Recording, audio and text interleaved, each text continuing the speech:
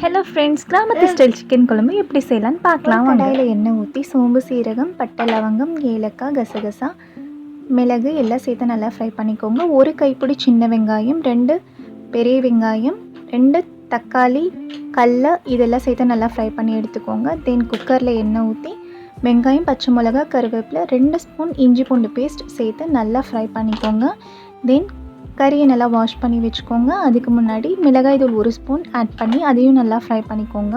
தென் கறியை ஆட் பண்ணிடலாம். அதையும் சேர்த்து நல்லா ஃப்ரை பண்ணிக்கோங்க.